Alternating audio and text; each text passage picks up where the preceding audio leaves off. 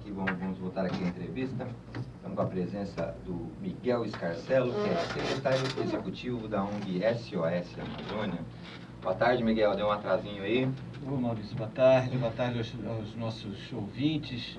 Peço desculpas aí pelo atraso, mas acho que a gente pode compensar esses poucos minutos e conversar bastante, né? Exatamente. Bom, a gente, como eu estava dizendo, a gente vai falar sobre essa opção econômica mais que necessária para regiões florestais, né, que abrigam florestas, como é o nosso caso, né? Vamos falar sobre manejo florestal não madeireiro. Bom, Miguel, tu é especialista nessa área, né? O que é, assim, explica, grosso modo, o que é o manejo florestal não madeireiro e por que ele tem relevância, por que ele é importante para o estado do Acre? Olha, eu não sou especialista, não. Eu sou vamos dizer, um ativista.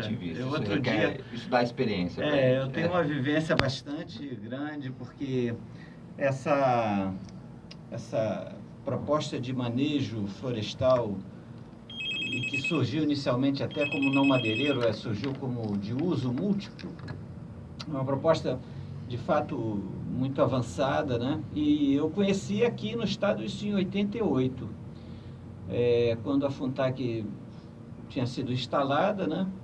E na época o governo estadual começou a implementar, e estava na época que viria a ser o governador Jorge Viana, e também chefiava a FUNTAC o Gilberto Siqueira. E eles implementaram um projeto de pesquisa apoiado pela Organização Internacional de Madeiras Tropicais, e implantaram um processo de manejo florestal de uso múltiplo na floresta estadual do Antimari. O que é de uso múltiplo? É que você pode usar o que é madeireiro, o que são as árvores madeireiras, e o que não é madeira. E aí você inclui os óleos, as árvores que têm óleos, como a copaíba, inclui frutos, inclui cascas, inclui folhas. Tudo isso aí pode ser produto que venha a ser negociável para entrar numa linha de produção industrial, pode ser beneficiado e entrar no mercado, que atualmente são de vários produtos que a floresta hoje abastece, né? A gente vê o açaí, né? Tem um boom de açaí no mundo inteiro, uma procura enorme. A gente é produtor natural de açaí, né? O buriti. O buriti também. Passou um programa no Fantástico, acho que esses dias, né? Na TV passou um programa falando sobre o buriti, as propriedades dele, não só para alimentação, como para a medicina também, né? E se a gente for lembrar, tem vários, né? O patauá, que é outro fruto aqui de palmeira que é muito consumido, tem tradição. A castanha é um exemplo concreto. A borracha é outro exemplo concreto disso, né? Então a gente tem murmuru, a gente tem a andiroba. Então tem vários produtos. Esses são os que são mais conhecidos, é o que, vamos dizer, estão na tradição da população da Amazônia, né? Isso quer dizer que a floresta tem muito mais produtos, basta pesquisar, é isso? Tem. Se nós olharmos a tradição amazônica, a gente vai ver um uso desses produtos já com história, né? Consolidados. Se a gente for ver a população indígena, então, mais ainda, né? Então... Isso já faz diferença na economia do Acre, essa produção não madeireira? Faz. Hoje, por exemplo, a castanha é um produto, né? Tem na cesta de negócios do Acre, é o que tem um dos maiores pesos no aspecto extrativista, né? Eu, infelizmente, estou sem os números, mas isso passa a milhões aqui hoje, atualmente. A Cooperacre, que é a grande cooperativa de produtos florestais e não florestais aqui no estado, ela é a grande comercializadora desses produtos. Compra dessa região do Alto Vale do Rio Acre, né, principalmente da Reserva Extrativista Chico Mendes, uma quantidade anualmente muito grande, né? Isso proporciona benefícios sociais e econômicos muito grandes para essa população que vive na floresta, e economicamente é uma commodity, né, hoje no mercado internacional. Sim, bolsa de valores da castanha. Tem um peso enorme, né? E isso esse olhar, essa visão de oportunidade, né, que foi incrementada aqui no Estado, acho que por conta de histórias de políticas, né, da política que o próprio governo do Estado veio incrementando ao longo desses últimos 20 anos, está confirmando isso tudo, né? Então, você pode ver que ela está proporcionando trabalho não só para os extrativistas, mas também uma linha de negócios para quem vive na área urbana muito grande, né? Porque tem beneficiamento, tem transporte, tem um monte de outras coisas que tem um amigo meu que está trabalhando como intermediário com uma empresa holandesa. Olha. Está comprando castanha aqui no Acre, vendendo para a empresa holandesa, ela distribui para o resto do mundo, para a Europa, no caso. Sem dúvida. E um preço muito bom. Abre portas para um monte de coisa. Um monte de coisa. Agora, os produtores, assim, vamos dizer, os ribeirinhos, populações tradicionais, né? O povo mesmo da floresta está sendo envolvido nesse tipo de extrativismo, né? Nesse tipo de cadeia econômica não madeireira? Como é que está o envolvimento, assim? Olha, eu não tenho como te dimensionar, vamos dizer, de 100% do povo que vive na floresta, quantos por cento, né? Sim. Eu creio que a gente não... Mas isso faz parte da política atual do governo, incluir essas populações e dar renda para elas. Sem dúvida. Essa política proporcionou que uma grande quantidade desse público hoje está envolvida com isso. Ela tem esses produtos na sua cesta de renda. Porque boa parte desses que vivem na floresta também são da produção familiar. É eles que põem na nossa mesa o arroz, o feijão, a banana, né, o girimum, o cheiro verde, né? Esse povo todo tem essa tradição já agrícola. Conseguiu adquirir, né, depois dessa transição do extrativismo, já incorporando a agricultura. Mas eles, nos últimos anos, isso vem sendo incrementado, né, a mais a parte de uso dos produtos da floresta como parte da cesta de renda deles. Eu digo isso, um exemplo é a Reserva Extrativista Chico Mendes, que mesmo não tendo ainda uma economia, vamos dizer, 90% extrativista, mas ela tem as famílias que vivem lá, tem muita castanha, negociam muita castanha, e muitas delas, não todas, ainda vêm produzindo borracha, né?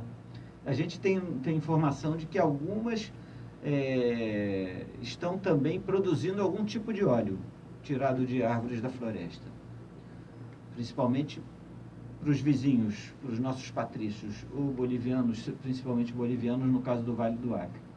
No caso do Vale do Juruá, a gente tem tido, eu pessoalmente, através do nosso trabalho na SOS Amazônia, a gente tem tido um pouco do trabalho da SOS Amazônia. Nós temos tido uma vivência mais próxima a essa população, né? Então, nós estamos hoje com um projeto que se chama Valores da Amazônia, apoiado pelo Fundo Amazônia, que é um fundo financiado por países europeus, principalmente Noruega, Alemanha, né? E esse recurso veio para apoiar o incremento de cadeias de produtos da floresta. 3 produtos, que são a borracha, os óleos, e aí a gente inclui o buriti, o murmuru, andiroba, e também o cacau silvestre, o cacau nativo, né? E nós estamos trabalhando com 9 cooperativas, 8 cooperativas e uma associação de mulheres. Dessas 9 organizações, 7 são no Acre e 2 são no Amazonas. E essas 7 estão situadas, 5 ao longo do Rio Juruá, entre Cruzeiro do Sul e Porto Walter, e uma em Tarauacá, outra em Feijó, e no Amazonas, uma que é a Cooperar, que está em Boca do Acre, e outra lá em Silves, que é a Copronat, que é oriunda de uma associação de mulheres que trabalha desde o início do ano 2000 com a produção de óleos essenciais como breu, pau-rosa, né, e tem já um mercado interessante para o exterior com esses produtos. Né? A SOS Amazônia dá suporte técnico, condições para as pessoas desenvolverem essas atividades? Qual é o tipo de suporte para a cidade, no caso? O foco é fazer com que esses produtos sejam inseridos no mercado. No mercado. Então, nós, no linguajar técnico hoje, isso quer dizer trabalhar com uma cadeia de negócios, né? Então, essa cadeia de negócios, para sair da floresta até chegar numa gôndola no supermercado, tem uma série de etapas para ser cumprida. E aí o nosso trabalho é apoiar cada uma dessas etapas para que essas cooperativas que trabalham com cada um desses produtos, tem cooperativa que trabalha com as 3 cadeias, óleos, cacau e borracha. Tem umas que só trabalham com um tipo de produto. Então, a gente apoia elas em todas as etapas. Por exemplo, aquele que vai fazer extração lá dentro da floresta. Então, tem a cooperativa, por exemplo, a cooperativa Copercintra, que está instalada no município de Rodrigues Alves. Ela trabalha com as 3 cadeias hoje, principalmente com a cadeia de óleos com Murmuru. Então, ele tem uma série de cooperados que residem ao longo da margem do Juruá e fornecem para eles. Na época que os frutos do Murmuru caem, eles vão lá, coletam, e a cooperativa tem toda uma logística de ir lá pegar, passar os sacos, entregar os sacos e depois passar lá e pegar para transportar até a sede da cooperativa, que é uma indústria de beneficiamento, de transformação, que é uma usina de geração de gordura de Murmuru. Para que o fruto venha no tempo, na qualidade, na condição apropriada, para que na hora da extração ele não tenha muita acidez ou não tenha muita umidade, é preciso que ele tenha boas práticas, esse produtor, esse extrativista. Então, esse é um tipo de auxílio que o projeto dá. É a técnica adequada para você poder colher aquilo e extrair o melhor óleo possível, no caso. Isso. Então, e vocês dão esse suporte. Aí tem os especialistas que vão e dão treinamento para um grupo de moradores. Olha, nessa época, nesse período, tem que ensacar dessa maneira, tem que guardar assim, até chegar a balsa para levar. Então, isso são boas práticas para que o fruto saia na qualidade mais adequada possível para quando chegar na usina para ser beneficiada, ela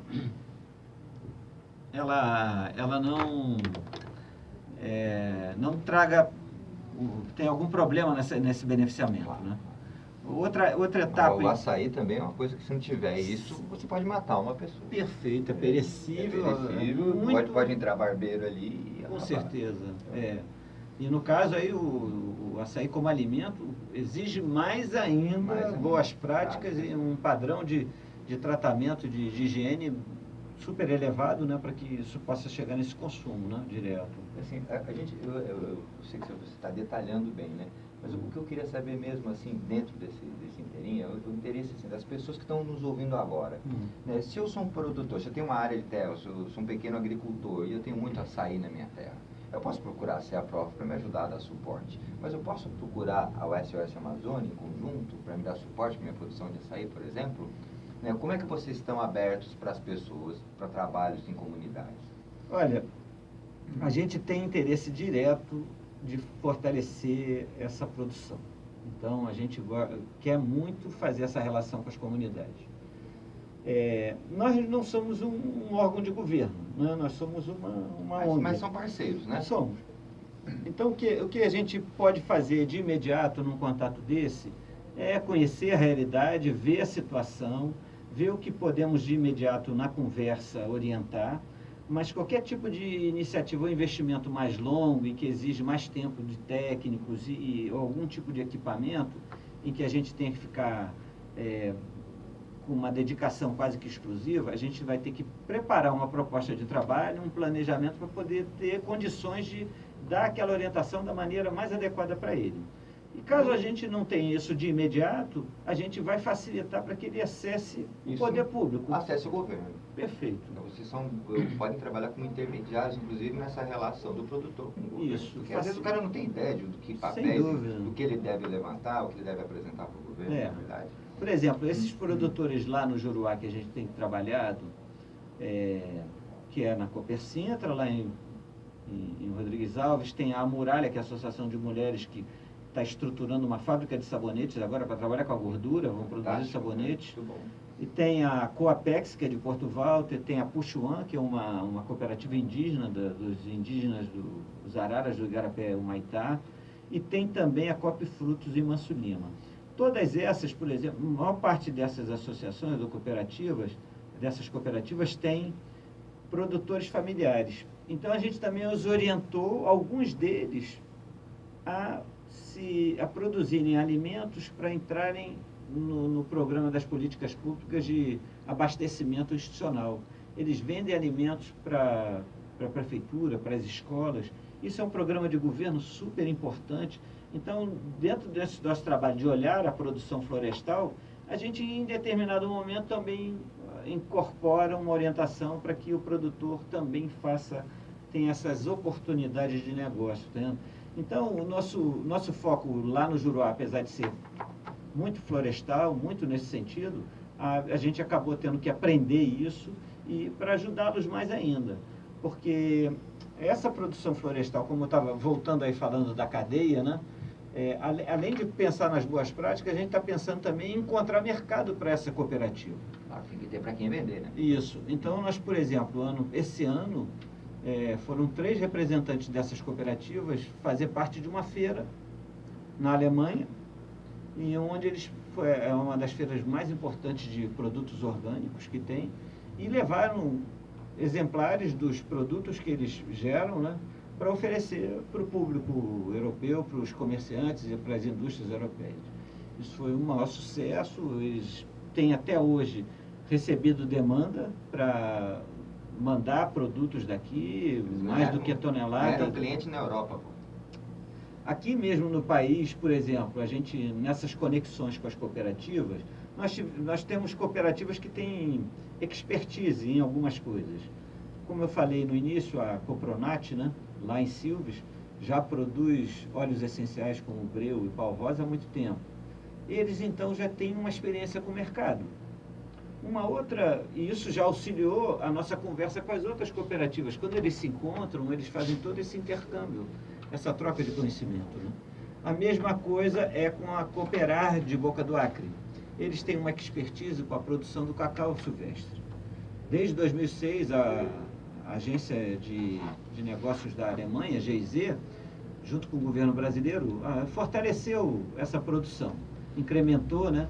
E essa expertise deles acabou ajudando a levar esse conhecimento lá para o Juruá, para a Copercinto, e que esse ano fez a primeira produção de cacau silvestre lá no Juruá de 1 tonelada de amêndoas. Nossa. E acabou exportando para uma empresa de chocolate de São Paulo, que é a Luiz Abram, que comprou toda a produção, pagou quase R$20 o quilo, 20 a R$25 o quilo da amêndoa, introduziu toda a técnica de fermentação e de tratamento, quer dizer, as comunidades aprenderam essa técnica, incorporaram no seu processo produtivo e já acenaram que querem a produção de fevereiro do ano que vem, o que tiver eles compram. Nossa.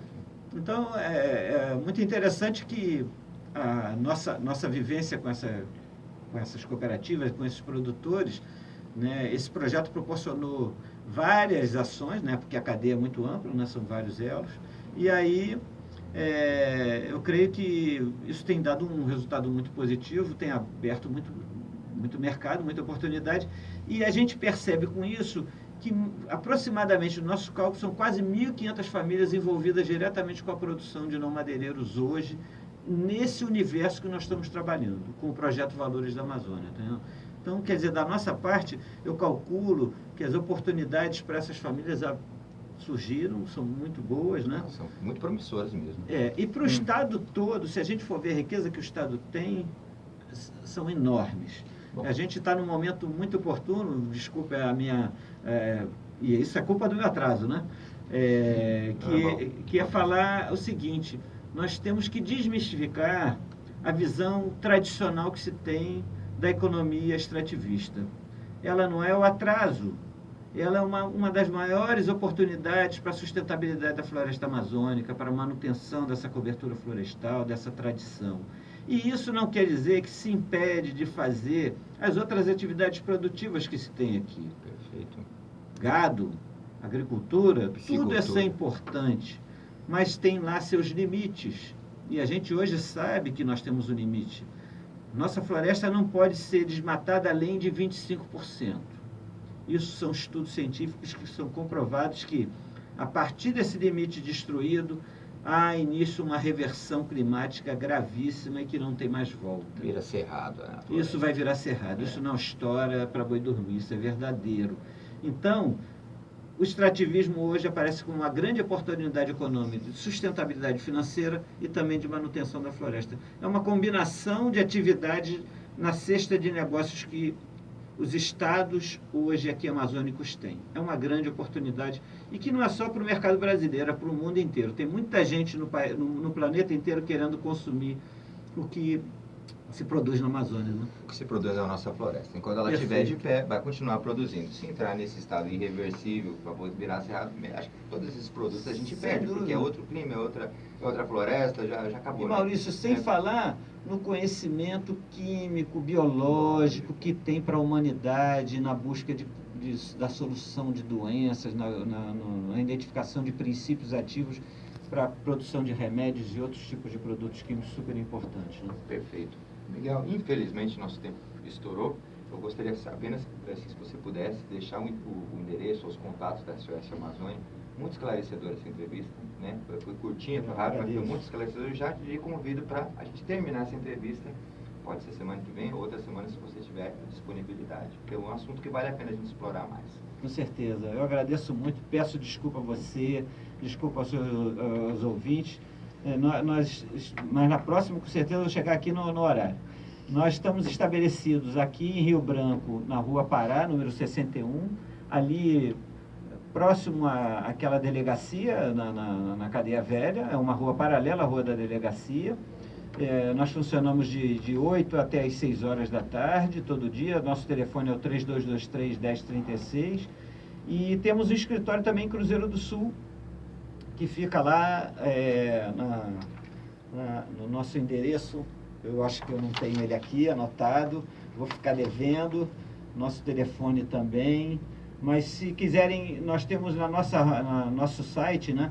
www.sosamazônia.org.br, lá nós temos nosso endereço, ou então para o nosso endereço de e-mail, que é sosamazonia@sosamazônia.org.br. Esses são os nossos contatos e aí a gente pode complementar com essas informações que eu não consigo dar agora.